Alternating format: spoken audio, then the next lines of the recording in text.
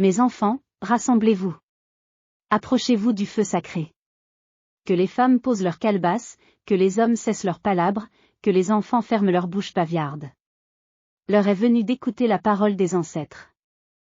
Esprit de nos aïeux, descendez parmi nous.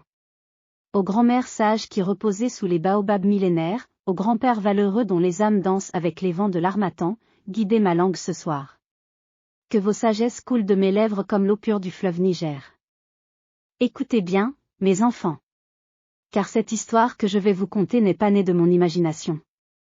Elle fut transmise par ma grand-mère Aminata, qui la tenait de sa propre aïeule, qui l'avait reçue de sa mère, et ainsi de génération en génération, depuis la nuit des temps. Cette histoire parle de jalousie et de magie, de colère et de sagesse. Elle nous enseigne que celui qui creuse un puits pour son frère y tombera lui-même 3 fois plus profondément. Tendez l'oreille, ouvrez vos cœurs, car les ancêtres parlent. Il était une fois, dans le village de Kouroukan, aux confins du pays mandingue, là où la savane dorée rencontre la forêt sacrée, 2 femmes dont les destins étaient entremêlés comme les racines du capoquier centenaire. La première se nommait Fatoumata Keïta, descendante d'une lignée de guérisseuses respectées. Sa grand-mère était la célèbre Nana Keïta, celle dont on disait qu'elle pouvait lire l'avenir dans les kauris et commander au génie des eaux. Fatoumata avait hérité de dons puissants, elle connaissait le langage des plantes médicinales, savait préparer les remèdes qui guérissent et les filtres qui protègent. Mais hélas! Dans son cœur cohabitaient la sagesse et l'orgueil, la générosité et la jalousie. La seconde était Aïssata Traoré, fille d'une famille de forgerons, ses maîtres du fer bénis par les ancêtres. Belle comme l'aurore sur les collines de Fouta Djallon, douce comme le miel sauvage, généreuse comme la pluie après la saison sèche. Les hommes du village se disputaient ses faveurs, les femmes cherchaient son amitié, les enfants couraient vers elle comme les oiseaux vers la source. Ces 2 femmes avaient grandi ensemble, partageant leur jeu d'enfants sous l'ombre protectrice du baobab du village. Mais voyez-vous, mes enfants, comme le dit le proverbe, 2 termitières ne peuvent cohabiter sous le même toit. Car lorsque grandit l'une, l'autre se sent rapetissée. Écoutez bien. Écoutez comme la jalousie peut transformer un cœur pur. Un jour, un jeune homme arriva au village. Ah! Quel homme c'était! Grand comme un hiroko, fort comme un buffle, sage comme un vieux sage. Il se nommait Mamadou Diallo, prince voyageur des terres lointaines du Fouta Toro. Ses yeux brillaient comme les étoiles, sa voix résonnait comme le tam-tam sacré. Fatoumata le vit la première. Son cœur bondit dans sa poitrine comme la gazelle surprise. Voilà l'homme que les ancêtres m'ont destiné, se dit-elle. Elle prépara ses plus beaux boubous, tissa ses cheveux avec des fils d'or, se parfuma avec l'essence de karité et d'encens. Mais hélas! Hélas 3 fois! Car lorsque Mamadou posa son regard sur Aïssata, ce fut comme si le soleil se levait pour la première fois. L'amour jaillit entre eux, pur et éclatant comme la source sacrée de Tombouctou. Mes enfants, imaginez la douleur de Fatoumata. Imaginez sa colère. Son cœur se transforma en brasier, ses pensées devinrent amères comme l'écorce d'une érée non mûre. La jalousie, cette hyène sournoise, s'installa dans son âme. Non, cria-t-elle dans le secret de sa case. Aïssata ne me volera pas mon bonheur. Je suis Fatoumata Keïta, héritière des grandes magiciennes. Je connais les secrets que ma lignée garde depuis 1000 saisons. Écoutez bien. Écoutez comme l'orgueil aveugle l'intelligence. Dans la nuit noire, quand même les génies dorment, Fatoumata se glissa hors de sa demeure. Elle prit le sentier qui mène à la forêt interdite, là où reposent les ancêtres et où dansent les esprits malfaisants. Ses pieds nus foulaient les feuilles mortes, son cœur battait comme le tam-tam de guerre. Au plus profond de la forêt, elle trouva la clairière maudite, celle dont parlent les anciens à voix basse. Là poussent les plantes du mal, le ngara aux feuilles noires, le tabac aux racines vénéneuses, la liane maléfique qui étouffe les arbres sains. Esprit des ténèbres, invoqua-t-elle. Génie de la colère et de la destruction. Entendez ma prière. Jetez vos sorts les plus terribles sur Aïssata Traoré. Que sa beauté se fane. Que son charme disparaisse. Que Mamadou la fuit comme on fuit la lépreuse. Elle cueillit les herbes maudites, les mélangea selon les rituels interdits, prononça les formules que seuls connaissent ceux qui ont vendu leur âme. Puis elle cracha 3 fois vers l'est, 3 fois vers l'ouest, 3 fois vers le sud. Mais mes enfants! Oh mes enfants! Comme disaient nos ancêtres, celui qui joue avec le feu se brûle les doigts. Celui qui joue avec la magie noire se brûle l'âme. Écoutez! Écoutez ce qui arriva. Le lendemain, à l'aube, Fatoumata se réveilla confiante. Aujourd'hui, se dit-elle, je verrai Aïssata humiliée et Mamadou revenir vers moi. Elle se para de ses plus beaux atours et se dirigea vers la place du marché. Mais qu'est-ce qu'elle vit? Aux surprises! Aux stupeurs! Aïssata rayonnait plus que jamais. Sa peau brillait comme le bronze poli, ses yeux scintillaient comme les diamants de Conakry, sa démarche était plus gracieuse que celle de la biche. Et Mamadou, à ses côtés, la regardait avec encore plus d'amour qu'auparavant. Impossible, murmura Fatoumata. Mes sorts sont puissants. Ils viennent de ma lignée ancestrale. Elle courut vers sa case et consulta les kauris sacrés. Mais les kauris lui donnèrent une réponse qu'elle ne voulait pas entendre. Le mal que tu envoies vers autrui te revient 3 fois plus fort. C'est la loi des ancêtres, c'est la justice des esprits. Mes enfants, voyez ce qui commença alors à arriver à Fatoumata. D'abord, sa peau, si belle auparavant, commença à ternir. Puis ses cheveux, jadis brillants comme la nuit étoilée, devinrent ternes et cassants. Ses yeux perdirent leur éclat, sa voix devint rauque, sa démarche lourde. Mais ce n'était que le commencement.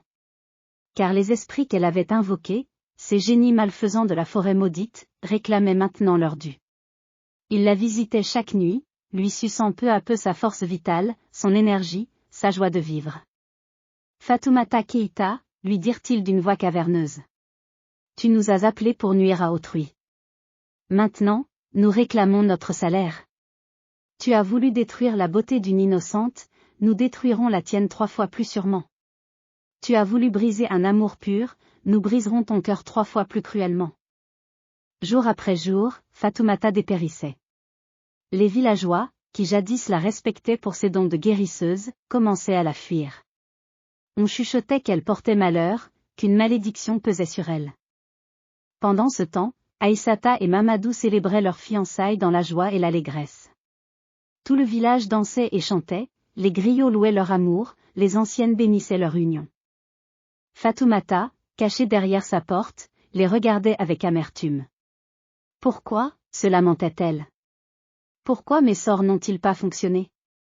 Pourquoi suis-je punie au lieu d'être récompensée? Mes enfants, écoutez bien la suite, car c'est là que réside la vraie sagesse. Un jour, n'en pouvant plus de sa misère, Fatoumata se traîna jusqu'à la case de Mama Djeneba, la plus ancienne du village, celle qui avait connu 5 générations et dont la sagesse était aussi profonde que le fleuve Niger. Mama Djeneba, supplia-t-elle, aidez-moi. Je souffre. Les esprits me tourmentent. Ma beauté s'en va. Ma force m'abandonne. La vieille femme la regarda longuement de ses yeux perçants, ses yeux qui avaient tout vu, tout compris. Fatoumata, fille de Keïta, dit-elle d'une voix grave, assieds-toi et écoute. Car il est temps pour toi d'apprendre ce que tes ancêtres ont oublié de t'enseigner. Nos aïeules étaient puissantes, c'est vrai. Elles connaissaient les secrets des plantes, parlaient aux génies, commandaient aux forces invisibles. Mais sais-tu pourquoi elles étaient respectées? Pas à cause de leur pouvoir, ma fille. Mais à cause de leur sagesse. Elles n'utilisaient leurs dons que pour guérir, protéger, aider leur communauté. Tu as trahi cet héritage. Tu as utilisé la magie sacrée pour satisfaire ta jalousie personnelle. Tu as invoqué les forces du mal pour nuire à une innocente. Comment peux-tu t'étonner que les ancêtres te punissent? Fatoumata pleura. Oh! Comme elle pleura! Ses larmes coulaient comme la pluie de saison, chaude et amère. Que puis-je faire, Mama Djeneba? Comment réparer ma faute? Il n'y a qu'un seul chemin, ma fille. Tu dois demander pardon. Pardon aux ancêtres que tu as déshonorés. Pardon aux esprits que tu as mal invoqués. Pardon à Aïssata que tu as voulu détruire. Et surtout, pardon à ton propre cœur que tu as empoisonné de jalousie. Écoutez bien, mes enfants. Car voici la plus belle partie de l'histoire. Le lendemain, jour du mariage d'Aïssata et Mamadou, Fatoumata se présenta devant toute l'assemblée du village. Elle était méconnaissable, maigre, vieillie, le visage ravagé par la souffrance. Mais dans ses yeux brillait maintenant une lumière nouvelle, celle de la repentance sincère. « Mes frères, mes sœurs, dit-elle d'une voix brisée, je me présente devant vous pour confesser ma faute. J'ai laissé la jalousie empoisonner mon cœur. J'ai utilisé la magie sacrée de mes ancêtres pour tenter de nuire à Aïssata, cette femme pure et généreuse qui ne m'avait fait aucun mal. » Un murmure parcourut l'assemblée. Certains étaient choqués, d'autres apitoyés. « Aïssata, ma sœur, continua Fatoumata en se tournant vers la mariée, pardonne-moi. J'ai voulu ternir ta beauté, briser ton bonheur, détruire ton amour. Au lieu de me réjouir de ton bonheur comme une vraie sœur, j'ai nourri la jalousie dans mon cœur. Pardonne-moi. Mes enfants. Oh mes enfants. Voyez la grandeur d'âme d'Aïssata. » La jeune épouse, resplendissante dans ses atours de mariage, s'avança vers Fatoumata. Sans hésiter, elle la prit dans ses bras. « Ma sœur Fatoumata, dit-elle, ton courage de confesser tes fautes efface toutes tes erreurs. Nous avons grandi ensemble, joué ensemble, ri ensemble. Comment pourrais-je ne pas te pardonner? Tu es ma sœur pour l'éternité. » Et savez-vous ce qui arriva alors? Miracle des miracles. À l'instant même où Aïssata pardonna sincèrement, où Fatoumata accepta ce pardon avec humilité, la malédiction se brisa. La peau de Fatoumata retrouva son éclat, ses cheveux leur brillance, ses yeux leur clarté. Car comme le disent nos ancêtres, le pardon sincère brise toutes les chaînes. L'amour véritable triomphe de tous les sorts. Les esprits malfaisants s'enfuirent en hurlant, chassés par la lumière pure du pardon. Les ancêtres bienveillants revinrent protéger Fatoumata, fiers de voir leurs descendantes retrouver le chemin de la sagesse. Mes enfants, voilà où nous mène cette histoire. Voyez-vous maintenant pourquoi nos ancêtres nous l'ont transmise?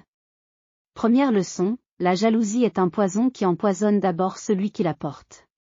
Comme le serpent qui se mord la queue, celui qui nourrit la jalousie se détruit lui-même. Deuxième leçon, la magie, qu'elle soit des ancêtres ou des esprits, ne doit jamais servir à nuire.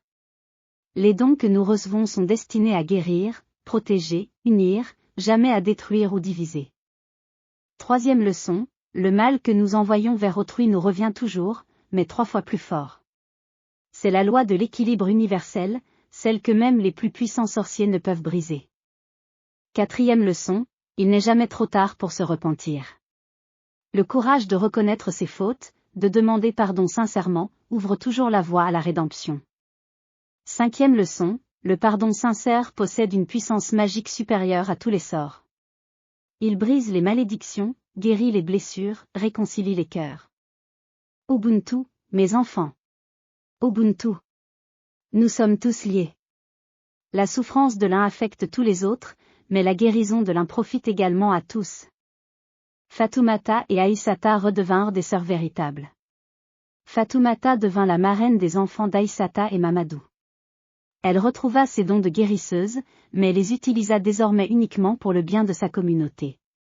Elle n'eut jamais d'époux, mais elle eut des centaines d'enfants spirituels qu'elle soigna, protégea, guida sur le chemin de la sagesse. Quant à Aïssata et Mamadou, leur amour grandit de jour en jour, nourri par l'épreuve traversée ensemble. Ils eurent 7 enfants, tous beaux et sages, qui perpétuèrent les valeurs de pardon et d'Ubuntu dans le village. Que cette histoire nous enseigne, mes enfants. Quand la jalousie frappe à la porte de votre cœur, rappelez-vous Fatoumata. Quand quelqu'un vous fait du mal, rappelez-vous Aïssata. Quand vous devez pardonner, rappelez-vous la puissance de l'amour fraternel. 7. Que les ancêtres bénissent votre sommeil cette nuit. Que les bons génies protègent vos rêves. Que demain vous apporte la sagesse de vivre en harmonie avec vos frères et sœurs. Allez en paix, mes enfants. L'histoire est finie, mais son enseignement demeure éternellement dans vos cœurs. Que la paix des ancêtres soit sur vous tous. Abonnez-vous et laissez-moi vos commentaires.